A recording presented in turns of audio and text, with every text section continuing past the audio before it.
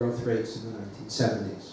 If you remember the 1970s, we also had a number of other things that were going on. One of them was in the Middle East, the other one was in the price of the oil that came out of the Middle East, and responses to those things. But in general, people argue that the shift in the distribution of income in favor of labor relative to capital was the cause of the malaise of the 70s. Now, this is another aspect of this relationship between debt and growth. Because if we go back to the 50s and the 60s, throughout this period in which profitability is, well, it's not declining massively, but is slightly declining relative to real wages, again, was the period of very rapid golden age growth. So to argue that somehow or other the distribution of income going in favor of workers was a detrimental policy simply doesn't stand up to the facts. Nonetheless, you did from the 1970s onwards, as a result of the inflation that was generated by the petroleum crisis, get this very sharp shift in economic policy, and it's from that period onwards that you see this very sharp reversal in the distribution of income in terms of the functional distribution. So that, as I mentioned, we're now at a point where profits are at the highest share of GDP that they have been since, well, through the entire post-war period in general. Now, quite clearly this did have an impact on the performance of consumption. Because if you look at the US economy from the period starting in the, say, mid-1980s, you find that household indebtedness starts to increase extremely rapidly as consumption continues to increase as a share of GDP. Okay? And Wynne Godley, who was a colleague of mine at the Levy Institute, every year, starting in about 1989, Wynne would predict a crisis. Why? Because, he said, households cannot manage the amount of debt which they're currently holding. Well, it turned out that he was wrong for a large number of years, but eventually he turned out to be right. So in fact, there is a very clear linkage between income distribution and the performance of the economy. Okay? And in general, when the income distribution tends to be in favor of households, in favor of workers, relative to capital, it does not, in general, seem to have created difficulties in growth or difficulties in terms of financial stability.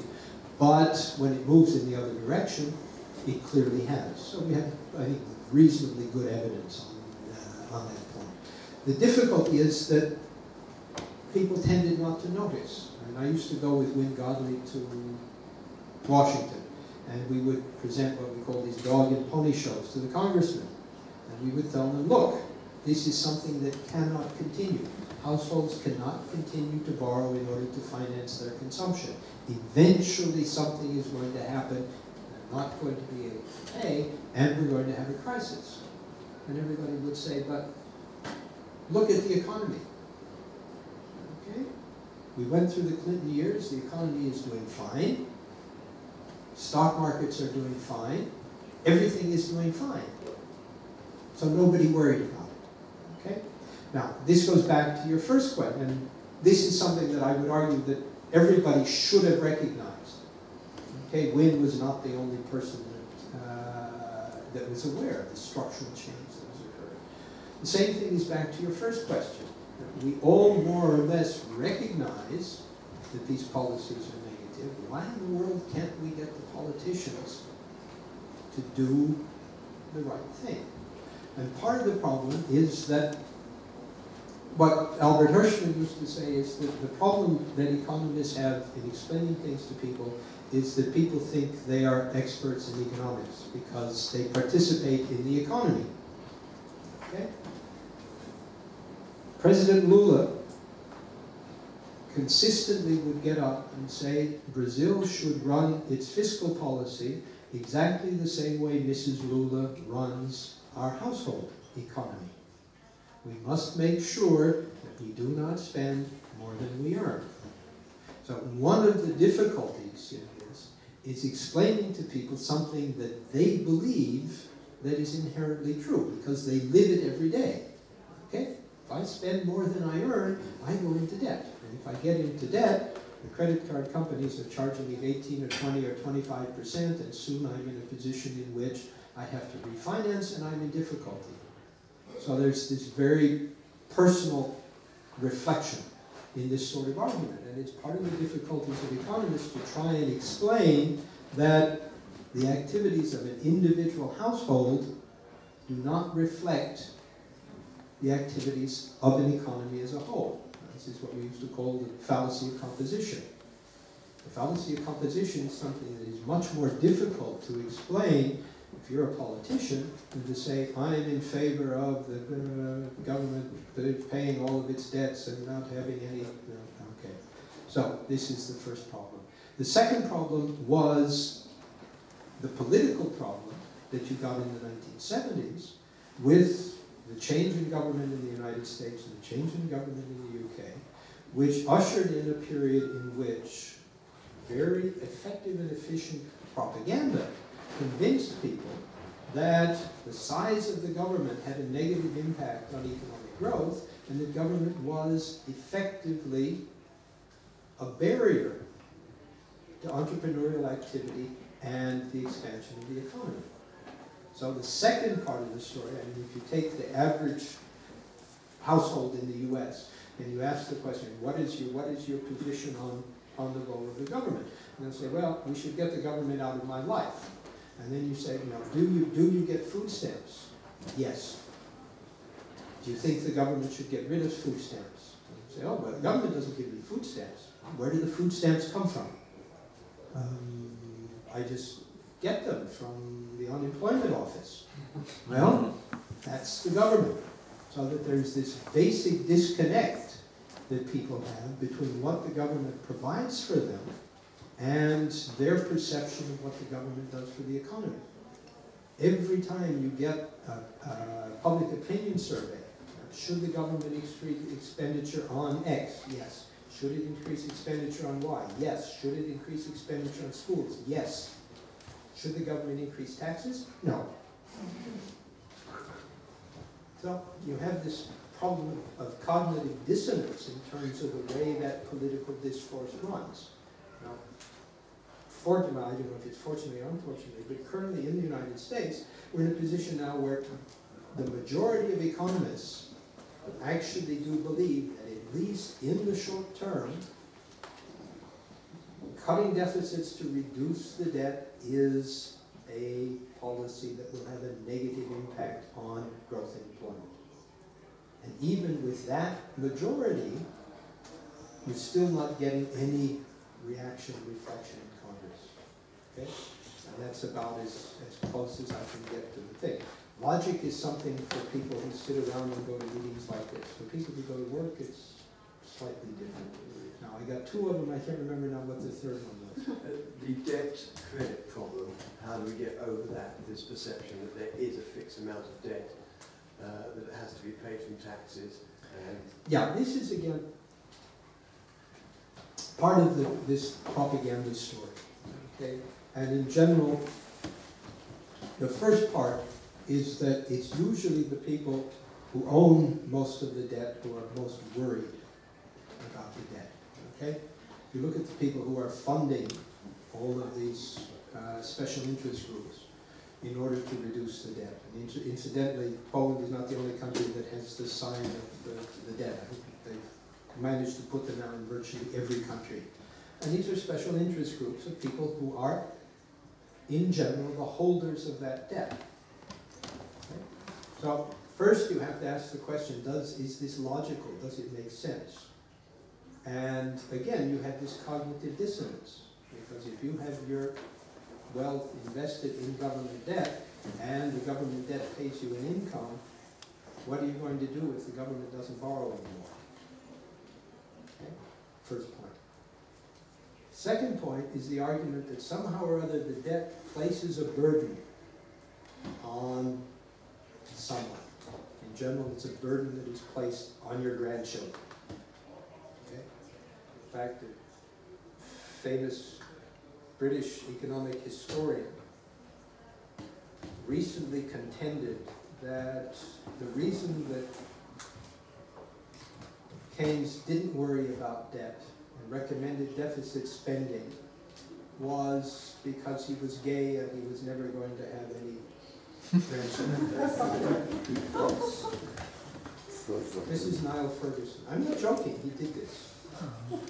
He eventually had to retract because someone pointed out to him, because he also pointed out that he had married a ballerina who was probably lesbian and then probably never did anything anyway. So this is the other part of that argument, that if we create debt today, it's going to be passed somehow or other. Our grandchildren are going to have to pay for it. Now, the other side of that story, I mean, there are two ways to counter that argument, but again, it's very difficult to get people to understand them. The first, for every debtor, there's a creditor. As a learner, I used to be very good at this. I used to say, I owe you and you owe me, and if you cross out the terms that repeat, I is equal to me. Okay? We owe the debt to ourselves. So the maximum problem is a redistribution problem across generations. Okay? I may hold the debt today, your children may hold the debt tomorrow, so my children may end up paying your children, but there's no net burden. The other is, as I continue to explain to people, I was born during the Second World War. Okay? Debt in the United States reached its maximum in the Second World War. Okay? No one has come to me and asked me to repay the US government debt that was generated during the Second World War in order to fight the war. My income is not lower. In fact, my father went and fought in the war. He was presumably responsible for the debt because he got rid of a whole bunch of bullets or something that had to be paid for. But it didn't generate a burden on me. It didn't generate a burden on anybody. By the time we got to the Clinton administration, the debt was gone. Who paid it? Nobody paid it. It was generated by, well, the fact that growth was sufficiently high to eliminate the debt. So nobody pays the debt. The idea that you generate the debt is that the debt allows you to generate the incomes that are going to pay off the debt. Okay, so it's fine.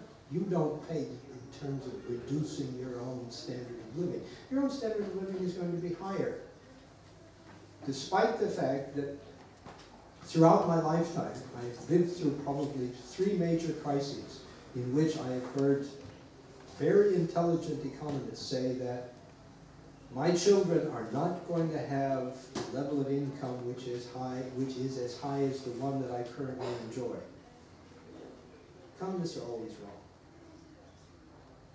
And these predictions are always wrong. Okay? People's standards of income do go up. And they go up by the fact of running the economy very close to its productive capacity. You do pay if, in fact, you don't generate the debt and the growth rate falls below the productive potential, because then you pay in terms of unemployment. It's not in terms of having to pay off the debt, it's paying in terms of foregone income. And that's the problem that people somehow or other refuse to grasp. But again, we're back to this business of you say, this sort of psychological argument. People psychologically believe that in order to leave something to my grandchildren, I have to save. This is the worst possible way to leave something to your grandchildren. Because if everybody did this, your grandchildren would be unemployed. Okay, yes. And then, yes. I think, yes, you and then could I put the mic? 3 questions. Since of a bunch of course in School of Economics, the first very easy. What do you think about entering to Euro area? The second one, what do you think about fractional reserve system in banking? And the third, what do you think about local currencies as a weapons to boost the development in the local societies? Thank you. Okay, very quickly. I think I can remember all 3. Again, everybody's asking 3 Okay. First thing, joining the euro. You have to recognize what the euro does to you is it turns the government into a private creditor. Okay? So that if the government is going to pay its bills, it does have to balance its budget. This, I mean, everybody has recognized this since the beginning of the euro. Now, the difficulty with this is that it means that the government is always going to be a net saver in this system. Taxes always have to be as high as expenditures, or in general, a little higher. Okay? Now, what does that mean for the rest of the system? Well, it means if the rest of the system wants to go into debt, say, for example, the private sector wants to finance investment through creating deficits, how is it going to do that? Okay? Now, the way out is what? Well, the way out is that you have the external sector. So you become reliant on the external sector. If you have net saving in the private sector, net saving in the government sector, then it means that you have to run an external surplus. An external surplus either vis-a-vis the rest of the euro area or outside the euro area. And this is precisely where we have the difficulties now. There are some countries that are incapable of doing this, some countries that are doing it, and what was happening is that one set of countries was financing the other. To make it simple, it was the northern tier that was financing the southern tier. And suddenly the northern tier banks said, well, we don't think we're going to get paid. And that's where you have the difficulty. So the problem is, going into the euro, you end up losing one part of your fiscal policy, you end up losing one part of your monetary policy, and the question is, will the Eurozone as a whole generate institutions which will replace those policies in such a way that allow you to continue to operate an economy at a level of growth and employment that you believe is acceptable? Now, we know that the ECB is always going to be setting average policy. So the ECB's monetary policy is 99 times out of 100 going to be wrong for your economic conditions.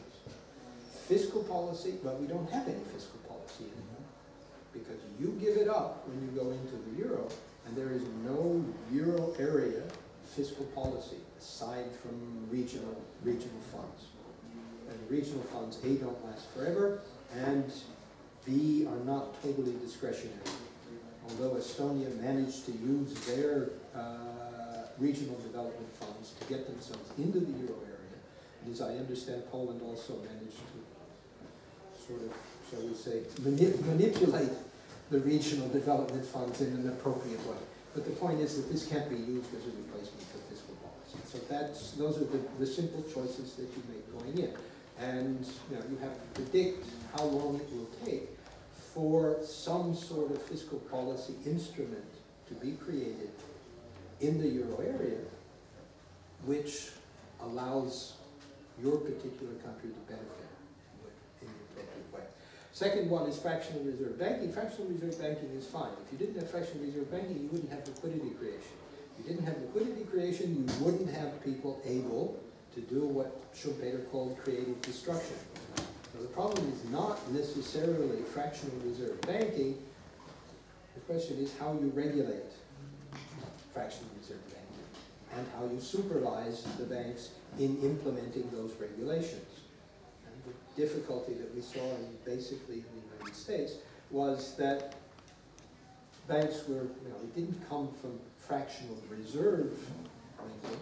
It came from this entire system of shadow banking in which liquidity was created outside the formally regulated financial system. So, fractional reserve banking, I have no problem. 100%, if you think of 100% reserve banking, what does that mean? It means basically what the banks would be doing is simply lending your savings to investors. So the old neoclassical proposition that banks are in fact simply intermediaries and that savings limits investment would in fact come true. So 100% reserve banking is instituting straightforward neoclassical economics. So investment will always be limited. So you don't get this sort of innovative Schumpeterian, Austrian sort of entrepreneurial spirit in the economy. Because the whole idea behind Schumpeter's creative destruction is that the banks provide the purchasing power to the firms and allow them to make investments without prior saving, without being limited by saving, and then they can make the innovations that they get. Now, I always manage to get to two, and I forget the third one. The local currency. Local currency. Okay, local currency, I have no problem with local currencies. Excellent idea. Not being a debt. Local currencies are, I mean, a local currency will always be a debt, credit relationship. Okay? Take the case of Argentina. During the crisis in Argentina, every province and the federal government issued a parallel currency. That parallel currency was used to pay wages and to provide for provincial government expenditures, because the IMF had placed such draconian restrictions on expenditures of the federal government that there were no funds available. The Argentinian structure was a federal provincial structure, so that the taxes went to the federal government then had to send them to the provinces, and of course the easiest thing to do to cut expenditure was simply not to give them the money. And the provinces ran the health system, they ran the education system, they virtually ran all of what you would call the standard social services. So the provincial governments simply started paying people in terms of what were technically bonds. Okay, they paid an interest rate of 5%. They had a maturity of 1 year, and you could redeem them at the end of 1 year for face value plus the 5%, or you could use them to pay your local taxes. And in fact, in the space of about 3 weeks, they were circulating freely throughout the entire country. So in fact, it did provide an alternative source of liquidity in response to the reduction in liquidity that came from the government's austerity policy. So, as I say, there's absolutely nothing wrong with them. Actually, yes, they are debts, but they're debts that you can extinguish, and you can use them to extinguish. You could use them to extinguish your tax liabilities, and this is basically why everybody was willing to accept them, because there was something you could use them for, independently of having to arrange a bilateral transaction. Okay? And the problem everybody worries about is about, if I take one of these things, will somebody else accept it? Can I actually use it to buy something from somebody else? And that problem was resolved by the provincial government saying, yes, you can always use these in order to pay off your tax bills. So, as I say, very quickly in Argentina after these were issued, you would see little signs in shop windows. This is, we accept Le Coq, or we accept Patagonia, or whatever province that you had. And again, like any other of these things, it depends on the issue relative to the amount in existence. Normally you're doing this in a case in which you have a very high demand for income. And this is what they do, they support income. Because you have government workers who, they either get zero or they get one of these parallel currencies. And in these conditions, again, people are not worried generally about whether these things are going to cause inflation or whether they're going to get their money back. What they're worried about is keeping their job. And if keeping their job means accepting the parallel currency, in general people will do it. And this was the experience that we had. Can I get the mic here? Who got the mic? Okay. No mic. Thank you. I'm the College of Polish Academy of Sciences. Why do you have rising money supply and the politicians trying desperately to cut back deficits?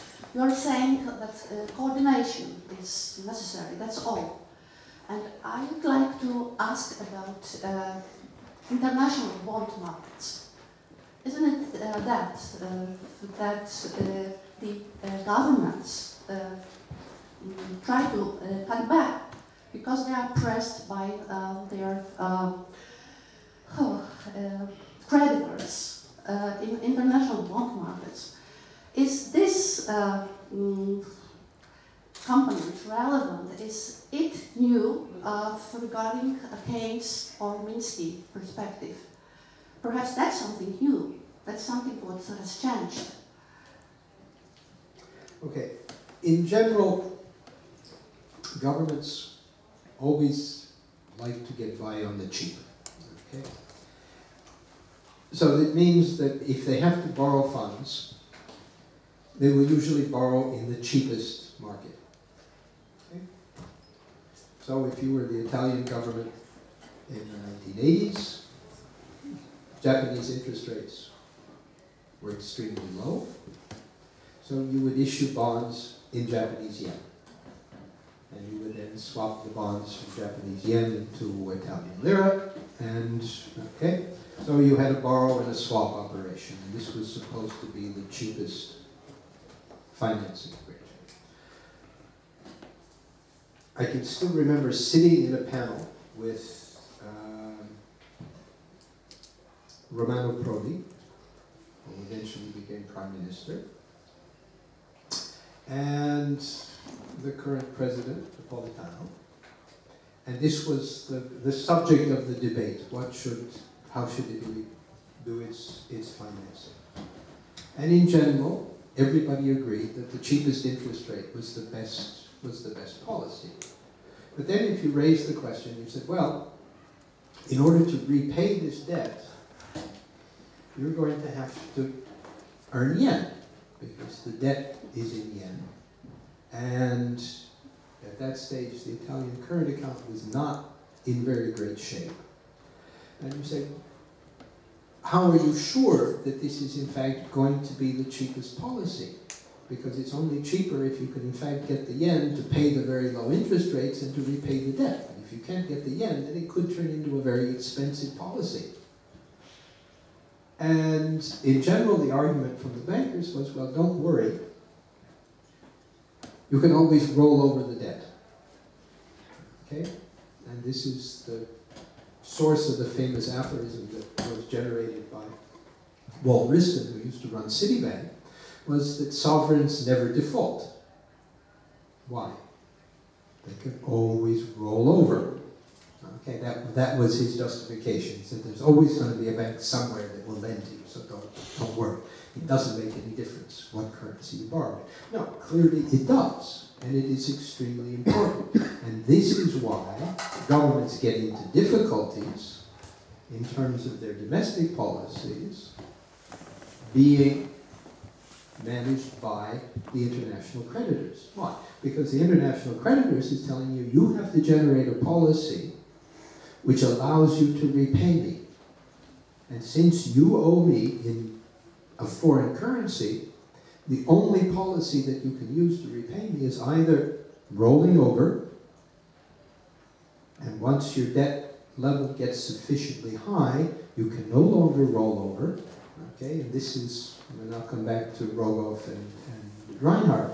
If there is a sense in the Rogoff-Reinhardt proposition, it's that if your external debt does reach a particular level so that you can no longer roll over your maturing debt, then the only way that you can meet that debt without default is by a policy of domestic austerity in order to generate an external surplus. Okay? So there is, I'm not saying that they're completely crazy, it's just that it's not 90%.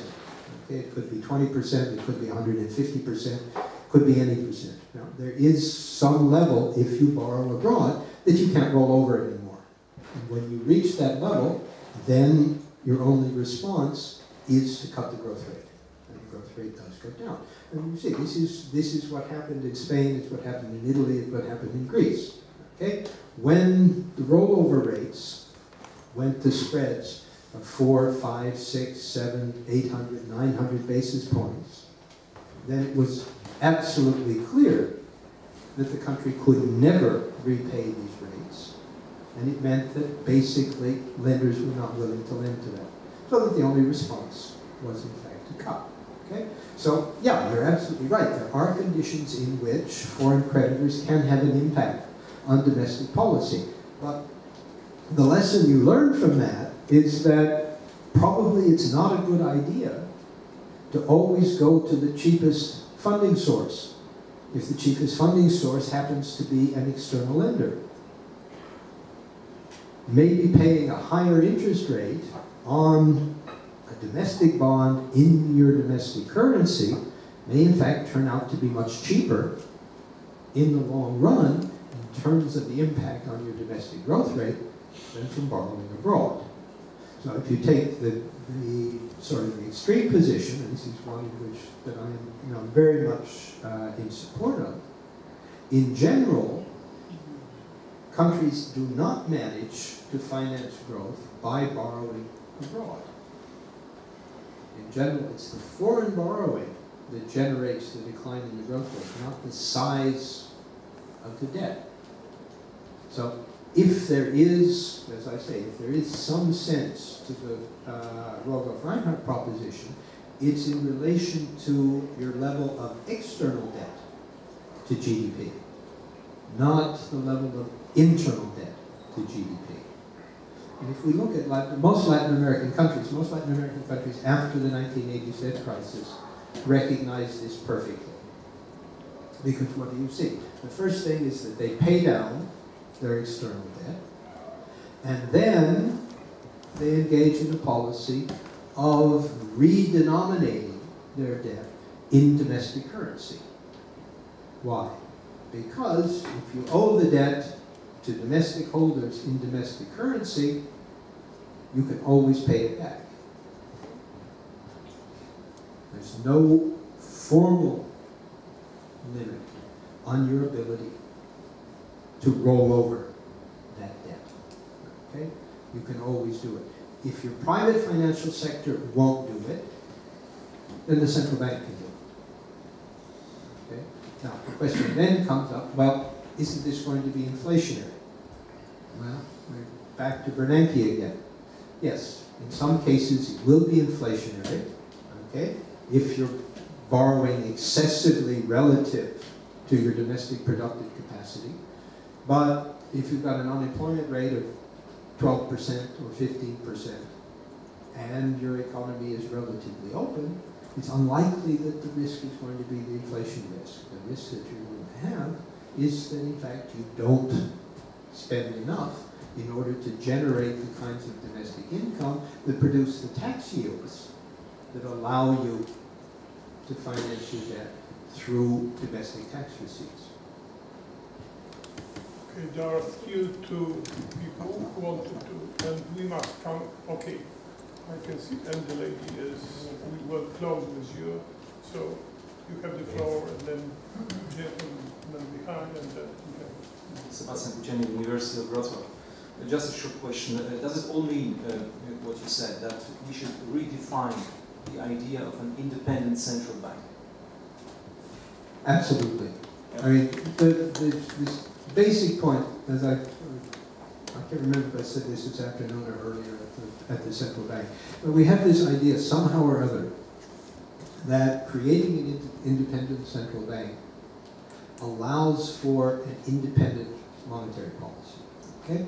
Take the example of Argentina. Argentina followed what was then, in the beginning of the 1990s, what was then a common recommendation of economists, which was to say what we have to do is to tie the hands of the central bank. Because the presumption was that difficulties are always created when the politicians control the central bank, they decide that they want to spend too much money, they go to the central bank finances the expenditure, this creates hyperinflation, and you know the rest of the story. So what we want to do is to break that linkage, to tie the hands of the bankers. We don't want the bankers pushing Mr. Bernanke's button to increase the money supply. Well, when you do that, what happens? What you've done as we said in the case of the euro, you've abdicated any decision on monetary policy. Now, in the case of Argentina, where did it go? It went to George Soros or any international fund manager. Because the domestic money supply, in that case, since the central bank wasn't doing anything, simply set up a convertibility board, and any money that came in from the outside generated domestic liquidity. Any money that went out reduced domestic liquidity. So the domestic monetary conditions were determined basically by foreign investors. Now, is that a good idea? I don't know. Maybe you think it's a good idea to have George Soros deciding your monetary policy. If Soros decides to invest $20 trillion, then all of a sudden the money supply goes up by $20 trillion. Maybe that's not a good idea. I would argue probably it's not. It means that somebody outside the country is determining what's best for conditions inside. So clearly tying the hands of the central bankers is probably not a very good idea. Now, it is absolutely true that in some cases some central bankers have been able to or have been willing to cohabit with politicians. Arthur Burns in the United States is probably the best example I can think of, not to go to any Latin American case. It happened in the United States. Arthur Burns massively expanded the money supply when Richard Nixon decided he had to get elected. There's absolutely no way he was going to lose anyway, but he also sent in the burglars in order to do the Watergate thing, and he had Burns doing the money supply and everything else. So the one example that we do have is in fact the case of the US. So yeah, it does happen. But that doesn't mean that the way to stop that problem is to abdicate your responsibilities in terms of monetary policy.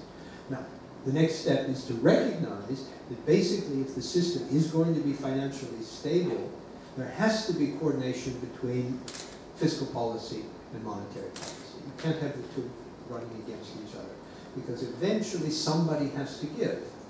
And almost always it's going to be the central bank who is going to give. Why? Because the limit of the central bank's power is to bring down the financial system. So that's their ultimate threat to the Treasury. They can say, okay, you've issued all of this debt, people have bought the debt, we are not going to fund it. The value goes to zero. Okay, the financial system collapses. How many central bankers are willing to do that? Okay, Alan Greenspan clearly was not willing to do that. Ben Bernanke was not willing to do that. There's virtually no central banker who will sit back and say, as the politicians say, well, we should allow all of these too big to fail banks to fail. Okay, the central banker's response to the politician is, okay, you do it, not me. You take the responsibility. What happened when 2008, September, Ben Bernanke had to decide whether or not he was going to intervene or not intervene to what he thought was to save the system. What did he do? He went to Henry Paulson and he said, look, this is not the responsibility of the central bank, this is the responsibility of the US Treasury. You have to deal with it. What did Henry Paulson do? He said, look, I'm not going to do this all by myself. I'm going to go to Congress and get Congress to take responsibility for this. Okay? So, where did the buck go? It went from the bank to the Treasury to the Congress. And what did the Congress do? First time around, the Congress said, no, we're not going to do this. And then they looked around and they said, okay, yeah, we'd like to get reelected next time. We'll do it. Okay? So this is the bottom line. Everybody can say, yeah, you can be as independent as you want, you should be independent, everybody should do this. But when push comes to shove, nobody is willing to take the responsibility for allowing the system to collapse. So what is the alternative to that? Well, maybe you guys should be working together to make sure that the system doesn't get to that position in the first place. And one way to do that is having coordination. And in general, I don't know, my experience is only in terms of the coordination between the US Treasury and the Federal Reserve. They talk every morning. The funding desk of the Treasury talks every morning to the open market desk of the Fed. And they coordinate the way they are going to fund the government, so that it does not happen that the government goes to the market one day and finds, oh gosh, we can't pay our bills. Okay, that's what the Fed is there for. It makes sure that when the government has to fund its expenditures, the money is there. Now, they don't publicly say this, and this is a well-guarded secret. In fact, we only discovered it by actually going and interviewing all of these people, but in fact, that's what happens. So if that's in practice the way it works, then why in the world should we have this crazy idea of saying, well, the central bank can do whatever it wants, and the Treasury does whatever it wants, and they let the markets determine between the two of them. No, it doesn't work that way. Never is going to work that way. So sensible policy is to say the central bank has responsibilities. They should be specified. The Treasury has responsibilities. They should be specified. And you have to reach an agreement between the two in order how you best pursue those objectives.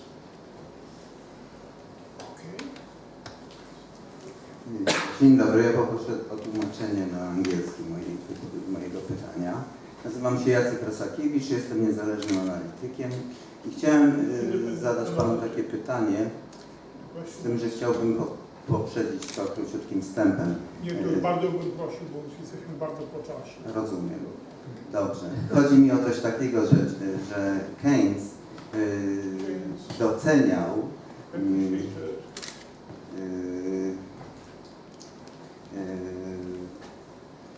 wszelkie wysiłki, które wskazywały na to, że można się obejść bez długu, emitując pieniądz.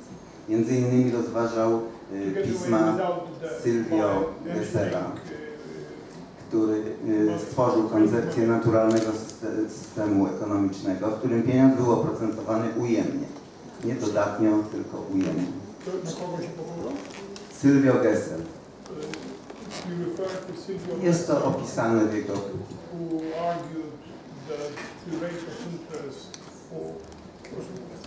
Silvio Gessel.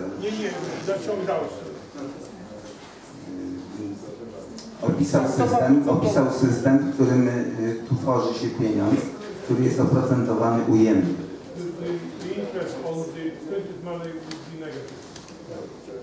I co Pan sądzi o takich propozycjach, gdzie pieniądz jest emitowany nie jako dług, tylko jako monetyzacja ilości dóbr konsumpcyjnych obecnych na rynku?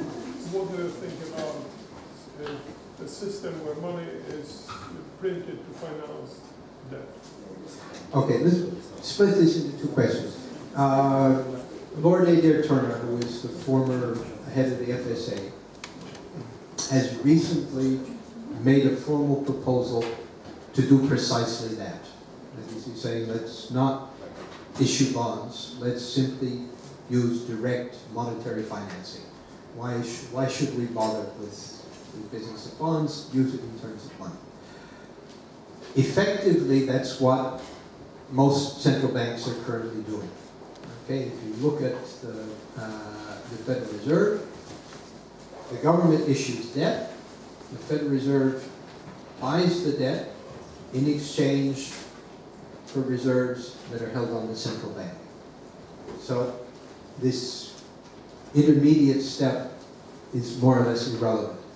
What you could simply do is to say, okay, we give the government the demand deposit in the central bank, the government spends it, and then it goes in terms of excess reserves. Get rid of the bonds altogether.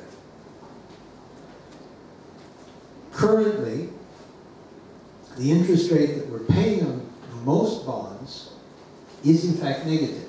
Okay? If I hold my money in the demand deposit in the United States, the interest rate is around 1/10 of 1%, 2/10 of 1%.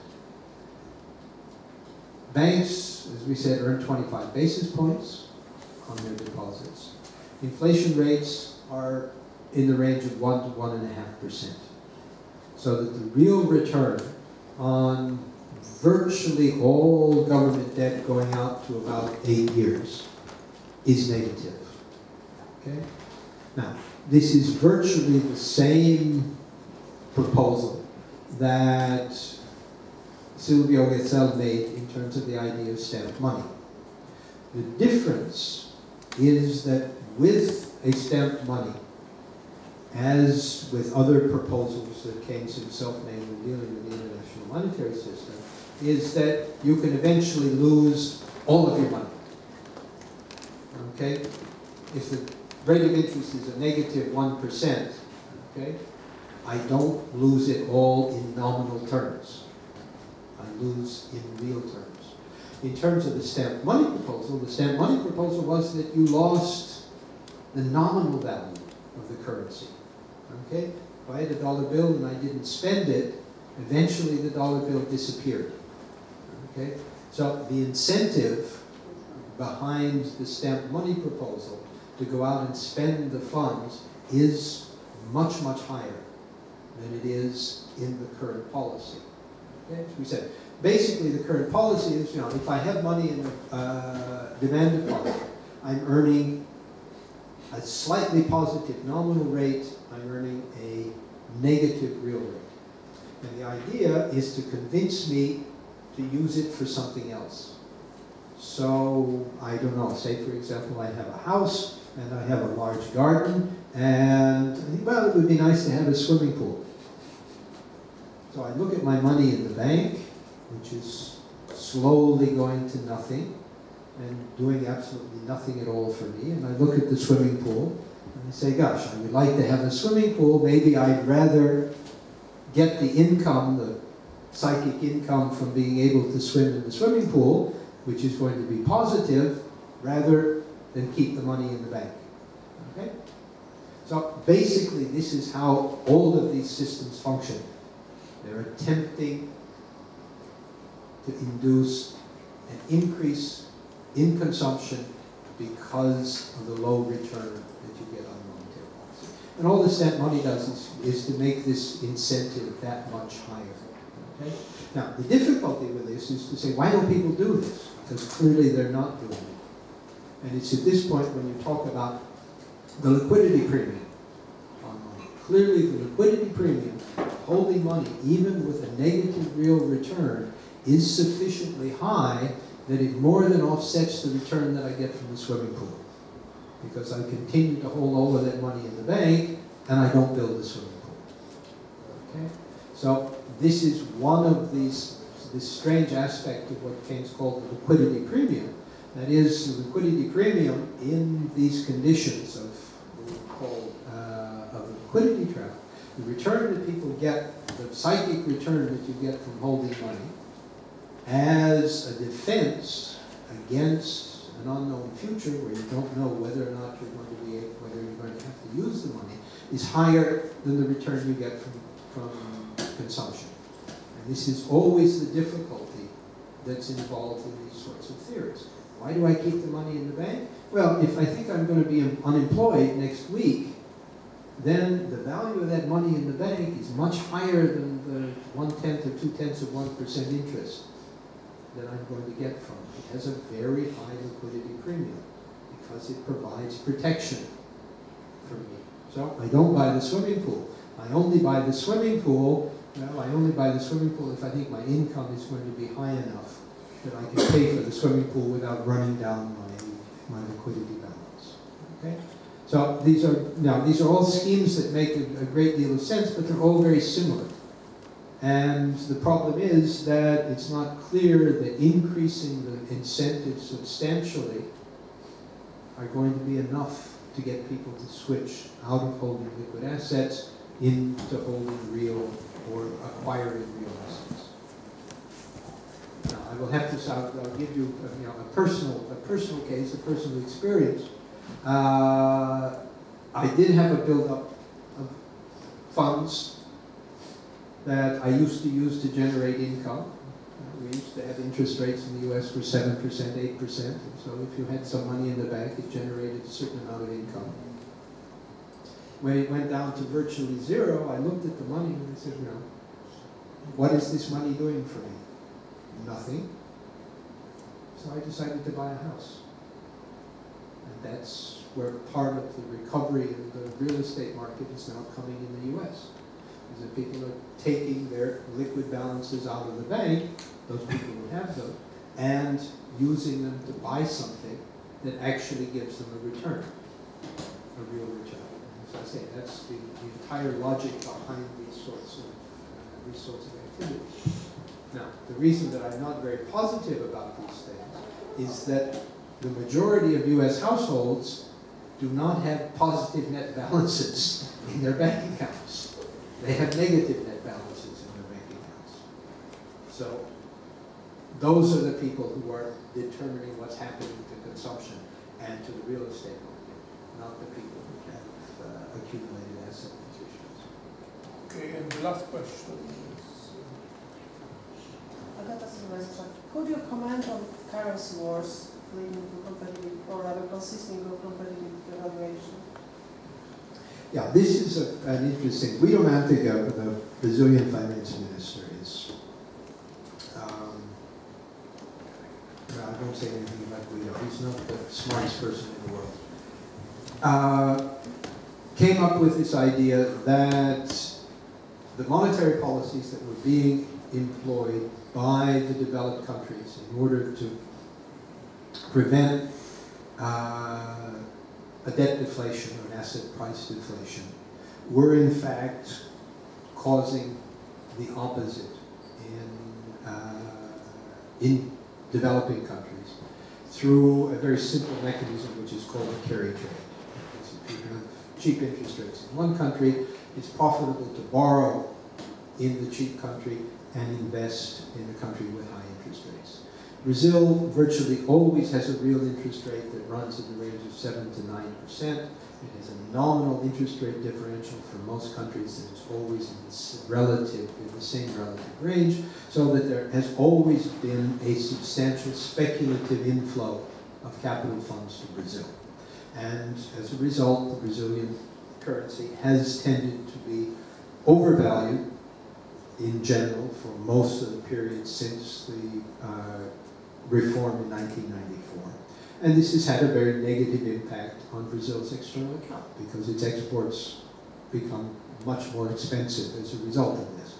So since Brazil had this problem to start with, and then you had the quantitative easing, which pushed interest rates down in developed country markets, the normal response was to say, well, gosh, what's going to happen is that people are now going to go borrow a whole bunch of money in the United States and bring it to Brazil. In fact, that didn't happen. Didn't happen. Why? Well, if you look at the balance sheets of the U.S. banks and you look at their lending, okay, their lending is just flat. Okay, they don't increase, they don't decrease. What happens? Well, they roll over, but they don't expand lending. If you look at the expansion in the Fed's balance sheet, it goes from about 1T to 3T, T per trillion. Where did all that money go? Because when the Fed buys assets, it creates high-powered money. Well, we know that it's still sitting there. Okay, it's still sitting on the Fed's balance sheet. So, as Dennis Robertson used to say, any money that's anywhere must be somewhere. So the money can't be on the Fed's balance sheet to the credit of the US banks, and at the same time, on deposit in Brazil, buying Brazilian treasury bills. In fact, most of the flows went from Japan to Brazil. But before the announcement of the new Japanese monetary policy. Okay? So, the first part of the argument is that the idea that there's somehow the currency war is a wall of money that is coming from the Federal Reserve or from the European national banks into developing countries is very, very difficult to substantiate. You simply can't find it on the balance sheets. Okay? This is not to say it's not there, because you can always arrange derivative transactions that you don't see, but in general, you can't see it in the normal financing operations. Did it happen nonetheless? Yes, but it happened primarily in terms of this process of portfolio diversification. Okay? A hedge fund manager that's investing in the US sees US interest rates go down to 0. Okay? He invested massively in US treasuries because he expected the Fed to do this. So he now has massive capital gains on his treasury bond portfolio without any possibility of any further gains. I mean, once interest rates are down as far as they can go, they can't go down any further, so that the only thing he has in front of him are losses. What does he do? Well, if you're a good money manager, you take your profits when you have them. So you get rid of your treasury bills, and then what do? Well, maybe you then invest in Brazil. So quite clearly there has been a flow of funds from hedge funds and managed money market accounts into emerging markets in general as an asset class. Okay, so that's the part of the currency war that we currently see. On the other hand, if you take the current Japanese policy, I've already mentioned, the yen has depreciated by about 20–25%, and in general, if you look at the regional changes, the countries that have been hit hardest by this, I don't know, China, for example, China and Korea and the other countries there in the region. Now, nobody is very happy about this, okay? And nobody is complaining the way that Mantigo was complaining in Brazil. Why? Because if Japan does manage to recover, okay, then it has a positive net benefit through the entire region. So that China looks and says, well, you know, we're down 25% relative to the Japanese yen. That's one thing. But if we look at the trade between Japan and China, primarily that trade is in what? Japan sells investment goods, high-tech equipment, and things like that to China. So if I'm in China, am I happy or unhappy that I can now buy advanced Japanese technical goods at a cheaper price? Probably I'm not unhappy. Okay? I may be perfectly willing to accept that sort of adjustment. Okay? So, like I said, this whole business of currency wars, on the one hand, this idea of the wall of money, no, it's not there. Portfolio diversification, yes, there have been massive flows, but those flows have now largely come to a stop because most people are now very worried that the larger emerging market countries, and the prospects for Brazilian growth of more than 1% this year are very low. Argentina is not doing extremely well. So that emerging markets in general don't look like a good, a very good investment opportunity. Clearly they do have an impact. They have an impact on exchange rates. And the question is, what is your relative, the structure of your trade relative to the country that's devaluing? It may be a good thing, it may be a bad thing, depending on what your trade structure is. Take on the other hand, China. China has a trade structure in which you have a very high import content of exports. Changes in exchange, the Chinese exchange rate, okay, it sort of swings and roundabouts. One side goes up, the other side goes down. So what's the balance? Does it change in the Chinese exchange rate? Is it beneficial or does it hurt China? Very hard to tell, because most of what's exported gets imported. So the two tend to balance off. So it's the structure of your trade which determines how any particular exchange rate adjustment is going to have an impact on your economy. Okay, before we thank Professor Kregel, let me straighten a misunderstanding which I think I made in the earlier course of your lecture. Poland as many other countries, wants, of course, to be a net exporter and earn an export surplus. But regretfully, because of the energy and fuel balance, we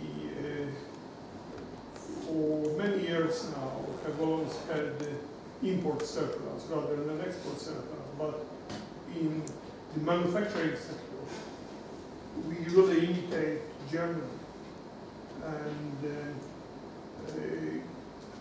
the idea of the government is to imitate Germany, not only in trying to generate more jobs by exporting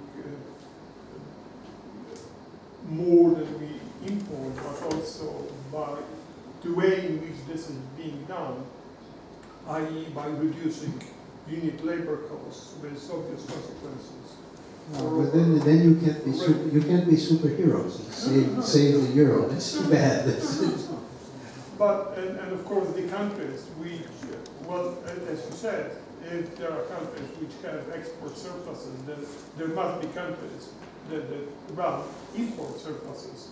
And these will, of course, Greece, Spain, Portugal, and so on, with the subsequent consequences. And I always remember that when the first tranche of aid to Greece was decided by the European Council, Mrs. Merkel, fully aware that Greece was a bankrupt country, nevertheless insisted that, and this I quote after the Austrian publication, she made the assistance to Greece conditional upon the Greeks continue to buy armaments and army and war airplanes in Germany. So, of course, employment in Germany in those sectors was more important than the fact that she must have realized that she will never see the money which the Greeks supposedly would be paying for those shipments. Now, as every tale should end with a moral of one sort or another, I think also this lecture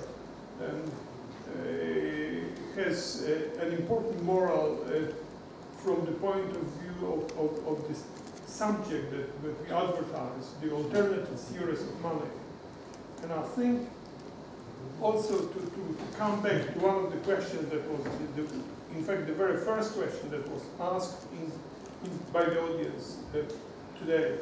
I think the problem is that although this new monetary theories is logical and explains what happens in the real world, it is counterintuitive, while what is called the sound finance theory is consistent with our everyday experience in our households, in our businesses, because everywhere there we have hard budget constraints. And of course we need to pay our debts in the currency that we do not produce, that we do not control. And this is the difference compared to countries for which their currency, they have sovereign currency, sovereign money. And then, of course, there are limitations about which Professor Kregel was talking, in relation to what happens when you foreign debt, when you finance your borrowing needs abroad, even when that debt is denominated in your local currency. Those are the genuine problems, those are the limits. Apart from the limits, then of course when you come close to full utilization of resources, of factors of production, then of course we need to allow that there could be some additional inflationary pressures. This is, of course, not to say hyperinflation. There could be some increased acceleration of inflation once you come close to full capacity use of the resources. But this hardly happens even when you are not in a crisis, but in an economy which is in crisis. This is, of course, no relevance, a factor of no great relevance. Now, let me thank you, Jan, very much for your lecture, for your visit here, and let us thank Professor Kregel for his excellent.